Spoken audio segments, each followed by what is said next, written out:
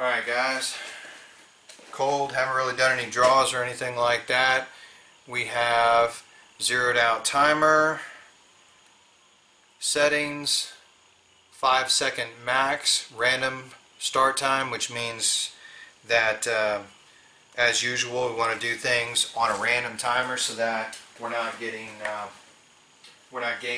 the shot clock. So I'm completely cold, haven't done any kind of draws or anything like that, so we're just going to do a couple draws on this level 3. You can see that the hood is activated here, and it's got the level 2, and just like the level 2 retention that we had before, I am going to actually come down and establish a master grip. I hit that thumb release, and that's going to defeat the trigger bar and the hood in order to be able to come up on target. So we're just going to do a couple draws.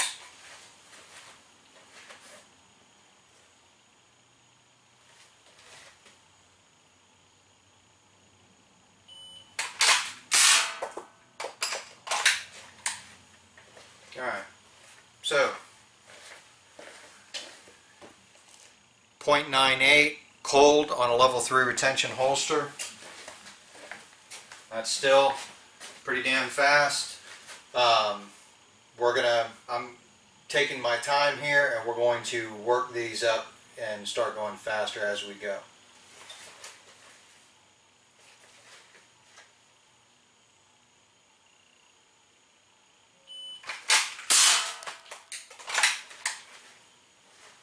Okay, second shot, 0.77, so pushing a little bit faster now, starting to come down into that 3/4 of a second range, which if you guys saw my review before, this was something that that we did. We had that 3/4 of a second shot time on a level 2 holster as well as a concealment holster. So that's pretty fast for me.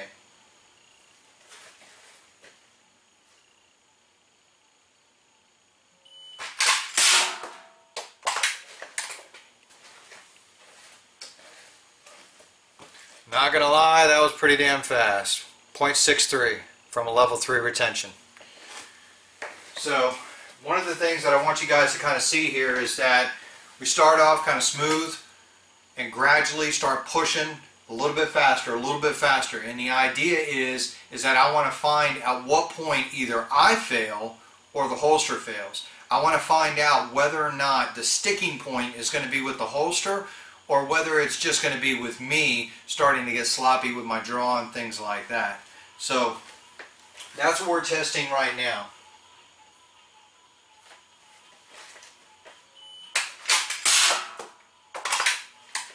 Okay, slowed that one down a little bit. That was a 0.82. Alright, so now what we're going to do is we're going to go ahead and utilize a level 2 as we set back in. Now, one of the things that was kind of pointed out to me is that in the case of some of these officers who have to carry level 3, one of the things that they end up facing is that as they come out of the holster, they actually get onto a suspect, and then they may actually end up in a case where they're going to have to put hands on, and they have to come back in here and put that gun back in the holster. As I seat that back in the holster, one of the things that has kind of been brought to my attention is that sometimes these guys forget to throw that hood back on. Well, if we're talking about a level 2 type holster, that only has a hood mechanism, so it's got friction and it's got a hood, but it has no trigger bar. It would still be considered a level 2 holster. If we're talking about that type of design, that can be a problem, because as I reholster this thing and I go up to put hands on a suspect, either cuff him or search him or do whatever it is that I'm doing, my pistol is essentially sitting at level 1 right now because I didn't throw the hood back on. The thing that I happen to like about this Blackhawk here is the fact that as I go forward and I go ahead and I get on that suspect and then I reholster, if I forget to put that hood back on, right now it is still at level 2 retention. This is basically the same exact design, same mechanism, same everything that we did the last review on that I was so super pleased with. We're now at level 2 retention here, and all I have to do to go to level 3 is throw that back up, throw the hood back up, and now we're back to level 3. So if we put that hood back down, and we'll do a couple draws at level 2 retention, and we'll just kind of see where we're at.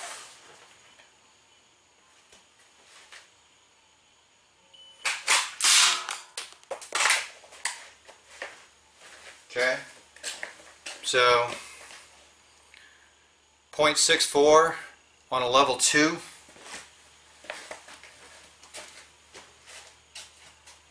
We'll put that back on level 2.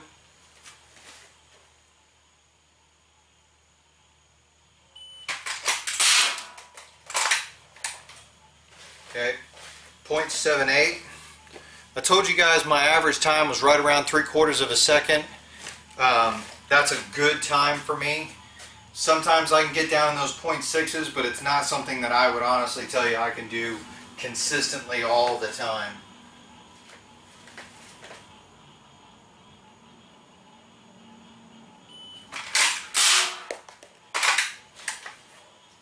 Okay, 0.82. And that was at a level 2. So now we're going to go back to level 3.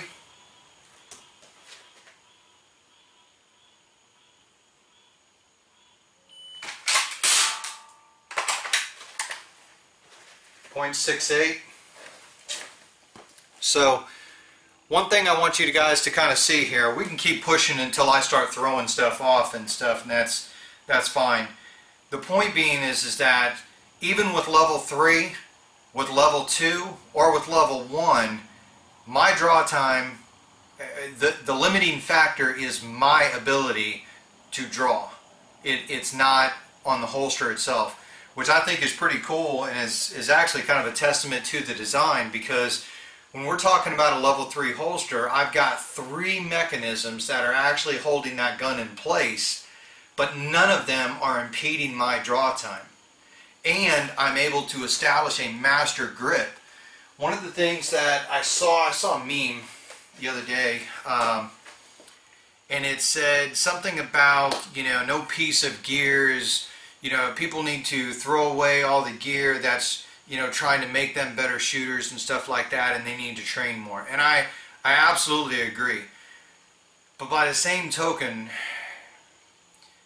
with the emphasis that in my class that I put on establishing a master grip, one of the things that I really do like about this holster is that it forces you to establish a master grip. That being said, if there's one piece of equipment that is going to potentially make you a better shooter, it's going to be this particular type of holster, because you are going to have to establish that master grip in order to get that pistol out. So the more that you train with it, not only is it going to train you to get better and faster at the holster itself, but it's going to make you a better shooter in general anyway, because even if I swap to another holster, I still have built in those habits of establishing the master grip right from the holster itself, which means that if the guy's close enough and I'm in this close combat range, I'm going to have a good solid grip.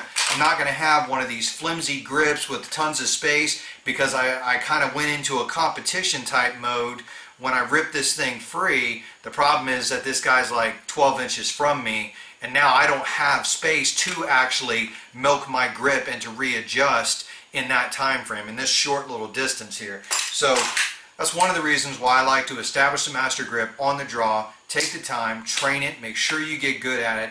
Master grip is going to be something that is going to be, it's going to go beyond just your marksmanship. It's going to go into multiple target acquisition. It's going to go into recoil management, but it's also going to go into weapons retention. All right, getting a good grip established from the holster is foundational to everything else. If you don't get a good grip from here, other things are going to start breaking down, and it's going to become a limiting factor. So that being said, the holster forces you to get a master grip in order to get the gun free. It just kind of makes you a better shooter, in my opinion. So one piece of gear that actually does dispel that myth about gear making you a better shooter, this will actually force you to become a better shooter. So anyway, you guys think about that. Train hard.